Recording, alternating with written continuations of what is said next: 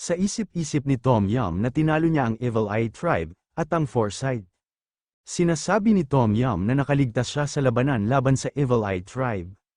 Kahanga-hanga siya, gusto niya din makatulong kahit konti lang. Sa isip-isip ni Greed na siya yung babaeng nadaanan niya sa entrance. Gusto niya makatulong, dapat siyang tumanggi kahit anong mangyari. Sinasabi ni Greed na ang mga nasugatan ay magiging hadlang sa pagmimina nila. Tatapusin niya ang mga mineral sa dungeon na ito, para makapunta siya sa ibang lugar. Sa isip-isip ni Greed na hindi niya ibinibigay ang kanyang mineral. May pamilya siyang pinapakain, sa isip-isip ni Tom Yum na kahit mahirap na laban ang pinagdaanan niya, nag-aalala siya na baka madamay siya sa paglaban sa Blood Carnival. Kaya, ito ang uri ng tao na overgeared leader, sinasabi ni Tom Yum na wala siya sa magandang kondisyon ngayon, kaya aatras siya. Pero kung papayag ang sitwasyon, gusto niya siyang makasama sa paglaban sa Blood Carnival. Dahil may utang siyang dapat bayaran sa Blood Carnival. Sa isip-isip ni Greed na utang na dapat bayaran, pera ang tinutukoy niya sa ganitong sitwasyon. Hindi ba siya masyadong walang hiya, ganun na ba siya kadesperada? Hindi pwede, siya ay may personal na utang, ngunit siya ay may isang bansa na pinagmumunuan. Hindi siya magtitira kahit isang mineral para sa kanya. Sinasabi ni Greed na siya rin ay nasa isang mahirap na sitwasyon. Bahala na ang bawat isa sa kanilang mga utang, sa isip-isip ni Tom Yum na totoo. Hindi dapat siyang mag-alala tungkol sa isang taong nakatalo sa Evil Eye Tribe. Pero buti na lang, pumunta siya para tingnan, dahil alam niya na ngayon, na maaasahan niya ang lalaking ito. Umalis na si Tom Yum at sinasabi nito na magkikita pa sila sa susunod. Galit na sinasabi ni Greed na huwag siyang sumama, kundi papatayin niya siya. Natutulog lang naman pala ang mga Evil Eye, at napansin ni Greed na gising na ang Elder, at sinasabi nito na hoy, kung sa sahig siya natutulog ng ganyan, bakit hindi na lang siya tumulong sa pagmimina? Sinasabi ng Eye of Foresight na ang bastos, hindi siya natutulog.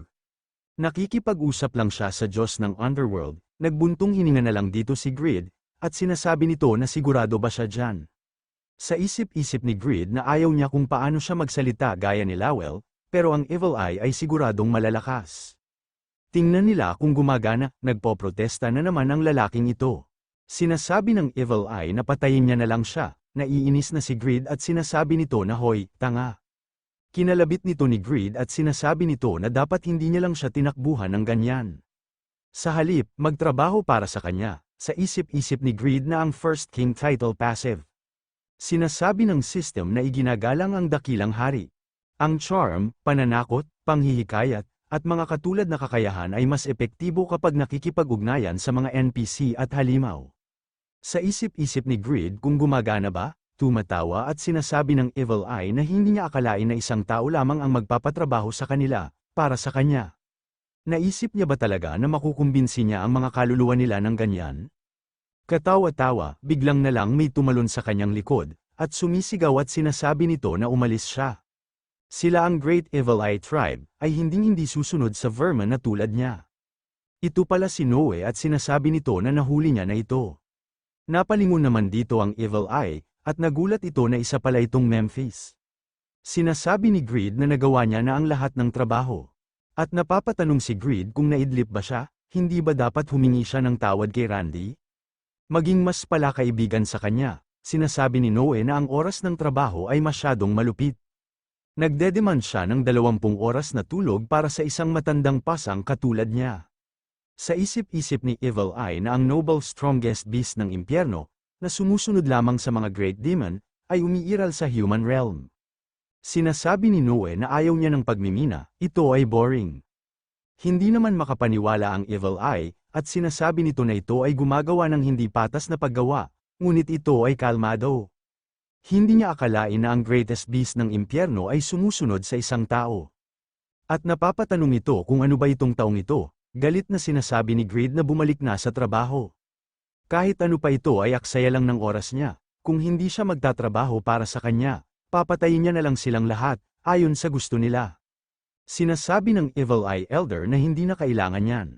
Sila ngayon ay nakatali na sa kanya, ang kanyang napakalaking lakas, ang kanyang karunungan sa paggamit ng talento, at maging ang kagandahang loob na nagdala sa Memphis, na pagpapasakop sa kanya, ay higit na karapat-dapat para sa kanila na paglingkuran siya. Ipinagkakatiwala nila ang kanilang kalooban sa kanya. Sa isip-isip ni Greed na hindi maganda ang pakiramdam niya dito. At batid pa ng Elder na ang kanilang hiling, ang kanilang taimtim na pagnanasa, at ang kanilang misyon ay ang pagpuksa sa dakilang demonyo. Kaya naman nandito sila, naghihintay sa pagsilang ng isa pang kakampi na may sama ng loob sa dakilang demonyo. Dahil ang dakilang demonyo ang nagtulak sa kanyang ama sa kabaliwan, ang kanyang puot ay hindi bababa sa kanila. Malapit nang mapisa ang tagapagmana ng Insane Dragon Nevartan. Kung gusto niya ang kanilang katapatan, kung gayon, dalhin niya sa kanila ang itlog ng Insane Dragon para tiyak na ibigay sa kanila. Sa isip-isip ni Greed na isang dragon, hindi, ito ay masyadong maaga. Tapos siya dito, kung makikisali siya sa kanila, sinasabi ni Greed na no thanks. Hindi niya siya kailangan, may lumabas na notification at sinasabi nito na may nabuong quest. Egg of the Mad Dragon, hidden, ang Evil Eye Tribe ay itinaboy sa impyerno, katulad ng mga vampira. Nangangarap ang Evil Eye Tribe na makatrabaho ang anak ng Nevartan para makapaghiganti sa dakilang demonyo. I-secure ang itlog ng Insane Dragon, na tinataglay ng Dungeon Master, at ibigay ito sa Evil Eye Tribe. Napapasigaw naman dito si Greed at sinasabi nito na hindi ito pwede. Malinaw na kondisyon, talunin ng Dungeon Master at i-secure ang itlog ng Insane Dragon. Clear reward, 17 miyembro ng Evil Eye Tribe, pagiging malapit sa Evil Eye Tribe, ay maaari nang makipag-ugnayan sa Evil Eye Tribe. Sa pagkabigo, level -3, napahawak na si Greed sa kanyang ulo at napapaiyak na ito, at sumisigaw at sinasabi nito na hindi. Hindi niya ginagawa ito, kahit ito ay hidden quest. Isang automatic quest na nagpapababa ng level niya ng 3. Walang paraan ang isang taong nagpoprotekta sa Dragon Egg ay madaling kalaban. Dapat pinatay niya na lang ang mga lalaking ito, sa isip-isip ng Evil Eye na gaya ng inaasahan sa pinakadakilang halimaw ng boss ng impyerno. Ang kanyang emosyon ay hindi matatag, at ang kanyang hangarin sa pagpatay ay maihahalin tulad sa dakilang demonyo. Tumakbo siya sa Evil Eye Tribe at iniligtas sila ng nagkataon. Binaba ni Greed ang lahat ng kanyang pickaxe, at sinasabi nito na anyways, I guess wala na siyang ibang choice. Kailangan niya ng mas maraming tauhan para makarating sa dulo ng dungeon na ito. Tara na, pagkatapos ay pinasakop niya sila sa Memphis, na kayang kumita sa pamamagitan ng pagkakataon. Galit na sinasabi ng Elder na huwag niyang sabihin na gagawin niya silang isang trabahador. Mas walang kwenta ang walang kwentang paghihirap kaysa sa pagkuha ng kalayaan. Isang episode na maaaring nabaon ng tuluyan, galit na sinasabi ni Greed na kaya gusto niyang magpahinga sa halip na magtrabaho. Hindi yan magpapaganda ng buhay niya, kahit papaano ay nagkataon na nahayag sa mundo. Galit na sinasabi ni Greed na pulutin nito ang pickaxe. Bago niya sirain ang lahat, pati na ang Insane Dragon Egg na yan. Ang lalaking umuulit ng mga pagkakataon pag nagkataon, na si Greed. Sa Area 8 ng dungeon sa Beware of Dog, may nagsasalita at sinasabi nito na yun ay isang masarap na pagkain. Walang tatalo sa masarap na pagkain, walang tatalo sa isang mahusay na trotter ng baboy sa isang late na oras tulad nito. Ang Evil Eye Tribe ay dapat natalo na ang mga nanghihimasok sa Area 4, kaya dapat na siyang bumalik sa trabaho. Ito pala ang Dungeon Master, nagtataka at sa isip-isip nito na tuluyan ng nawasak ang Area 7th ng dungeon, ng Beware of Dog. At pinapanatili pa rin ito ang combat mode, nakakuha ba ng reinforcements ang nanghihimasok? Hindi, walang record ng mga karagdagang taong pumapasok. Nagtataka at napapatanong ito kung sino ito, may lumabas na warning notification na nagsasabi na pumasok na ang mga intruders, sa Area 8 ng dungeon ng Beware of Dog. Sinasabi ni Greed na ito na ang katapusan ng dungeon. Ang Dungeon Master ay nandito para i-welcome din sila. Nakilala naman agad ito ng Dungeon Master at sa isip-isip nito na ito si Greed. Ang unang nakakuha ng isang legendary class at ang unang hari. Napapamura at napapatanong ito kung bakit nandito ang napaka-importanteng figura, at siya pala ang naghihimasok. At meron pa siyang Evil Eye Tribe na nagtatrabaho para sa kanya. Sa isip-isip ni Greed na batay sa mga content ng quest, siya ay dapat ay isang master ng dungeon na ito. Ngunit paano nagmamay-ari ang dungeon ng isang manlalaro? Hindi niya makita ang pangalan niya dahil sa maskara niya. Tinatanong ni Greed kung sino ito, sa isip-isip ng Dungeon Master na ang Blood Carnival ay isang paraan lamang ng pagkuha ng pondo upang maabot ang tuktok. Magiging nakakainis ang mga bagay kapag nabunyag niya ang kanyang tunay na pagkatao, kaya bakit niya sasabihin sa kanya? Sinasabi ng Dungeon Master na katawa-tawa siya gaya ng sabi-sabi. Kung sinira niya ang ari-arian ng iba, hindi ba dapat humingi muna siya ng apology? Tumatawa at sinasabi ni Greed na mag-apology siya sa paa niya. Sinong makakaisip na ang dungeon ay maaaring angkinin ng isang tao? Sa kasamaang palad, kailangan niyang tanggapin ang isang quest laban sa kanyang kalooban. Sa isip-isip ni Greed na ito ay isang pabigat na quest, ngunit ito ay tila magagawa kung siya ay laban sa isang manlalaro. Sinasabi ni Greed na ibigay niya ang itlog ng Insane Dragon. Sa isip-isip ng Dungeon Master na siguro sinabi sa kanya ng Evil Eye Tribe ang lahat. Hindi niya hahatulan ang kanyang tuso, itinatago ang pagkamakasarili at kasakiman sa ilalim ng dahilan ng isang quest. Dahil siya rin ay hindi titigil sa paghabol sa layuning maging pinakamalakas. Sinasabi ni Greed na kunin ang Evil Eye Tribe at umatras. Sumang-ayon naman dito si Minor, at sa isip-isip pa ni Dungeon Master na isang taon ang nakakalipas, nahanap niya itong Dragon Egg ng aksidente. Kung mapapapisa niya ito at inalagaan, siya lang ang nag-iisang manlalaro na may alagang dragon. Para makamit yun, inilagay niya ang lahat ng perang kinita niya sa Blood Carnival sa dungeon na ito.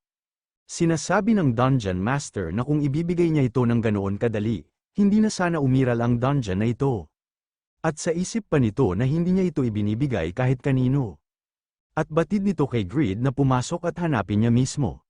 Nakangiti at sa isip-isip nito na dahil ang Dungeon Maker ay isang growth-type hidden class, siya ay isang unique class, hindi isang legendary class. Ngunit ang kanyang mga kasanayan at estatistika ay nagiging mas malakas sa anumang dungeon na kanyang nilikha. Naglakad na si Greed at may naapakan nito at sinasabi ng system na ang trap ay na-activate. At sa isip-isip nito na naglagay din siya ng maraming bitag sa Area 8 nang may pag-iingat. Sinasabi ni Greed na isang bitag, mabilis naman ginamit ni Greed ang wave para mablock ang mga ito. At sa isip-isip nito na tulad ng isang hindi kapani-pani walang sukatan para sa isang bitag. Mabilis na umalis si Greed, at marami ito natatapakan ng mga bitag. Pinalitan nito ang kanyang boots ng Braham's boots para makalipad, at para maiwasan ang mga bitag. At sinasabi nito na mula sa ibaba sa oras na ito, at sa oras na ito, tinamaan na si Greed ng trap nito, at napapasigaw. Napapamura at sinasabi nito na umaasa lang siya sa kanyang mga bitag. Gumamit si Greed ng unhindered dash, at sinasabi nito na hahabulin niya siya. At gumamit ito ng kill, meron na naman na-activate na trap. Sinasabi ni Greed na ang hadlang na ito ay wala lang. Nagtataka at sa isip-isip nito na ito ay ganap na sumisipsip ng isang strike mula sa +9 na failure. Mayroon na naman na-activate na trap, sinasabi ng system na ikaw ay afflicted sa status ailment Petrify. Dahil sa titulong First King, Great King's Majesty ay na-activate. Great King's Majesty, status ailment resistance plus 50% upon resistance, status ailments ay na-reflect. Gayunpaman, ang pagmuni-muni ay hindi gumagana laban sa isang tao na higit sa isang tiyak na katanyagan, katayuan, o antas. Nabigo ang reflection, mayroon na naman na-activate na trap. Sa isip-isip ni Greed na hindi siya madaling kalaban. Hindi niya kaya ang laban na ito, ginamit ni Greed ang Black Transformation. At nag-counter-attack ito at ginamit niya ang Revolve. At sa wakas tinamaan niya na ang Dungeon Master, at napapasigaw ito. Mayroon na naman na-activate na trap, napapamura at sinasabi ni Greed na bigyan niya man lang siya ng sandali para makahinga. Sa isip-isip ni Greed na bawat hakbang niya ay may bitag, at may hindi regular na pattern na nagdudulot ng hindi kapani-pani walang pinsala, gayunpaman. Yung lalaking yun, hindi lang niya pag-aari ang dungeon na ito, siya ang creator. Mayroon na naman na-activate na trap, sinasabi ni Greed na isang manlalaro na gumagawa ng mga dungeon. Biglang na lang tumalsik si Greed, at galit na sinasabi nito na hindi nakakagulat na ang dungeon na ito ay hindi patas at hindi maganda ang disenyo. Sa isip-isip ng Dungeon Master na kinakain ng Black Transformation skill ni Greed ang kanyang life force. Mayroon din itong napakaikling tagal, nang gagalaiti na sa galit si Greed, at mayroon na naman na-activate na trap. At sinasabi nito na nakaka-frustrating na talaga ito. Sa isip-isip ng Dungeon Master na mayroon pa siyang hindi mabilang na mga bitag at sigla, na nabuo niya sa pamamagitan ng paglikha ng mga dungeon. 15 minuto na ang nakalipas mula nang magsimula ang labanan. Na ibig sabihin, mayroon na naman na activate na trap. Sinasabi ni Greed na mayroon trap kahit saan, sa isip-isip ni Greed na malapit na matapos ang Black Transformation at mauubos na ang kanyang kalusugan. Sumisigaw at sinasabi ni Greed na I swear, papatayin niya siya. Sinasabi ng system na tapos na ang duration ng Black Transformation. At may malakas na pagsabog, tumatawa at sinasabi ng Dungeon Master na wala man lang siyang lakas para makayanan ang mga bitag niya ngayon. Ang magagawa niya lang ngayon ay mahulog, sumigaw na lang siya Greed. Nabigla na lang ito nang binato siya ni Greed ng Great Sword, at bigla na lang itong tumakbo. Sinasabi ni Greed na tumahimik siya kung hindi niya aalisin ang mga bitag niya. Hindi siya makikinig sa kanya, sa isip-isip ng Dungeon Master na anong meron sa lalaking ito. Binabuff siya ng dungeon ngayon, pero mas healthy siya kesa sa kanya. Imposible yun, ang tusong bastard na yan, siguro gumagamit siya ng item na nakakabawas ng konsumo ng stamina. Tungkol siguro ito sa pagiging overgeared niya, sinasabi ni Greed na bubugbugin niya na siya. Ito ay magiging isa pang bitag, hindi ba, mayroon na naman na activate na trap.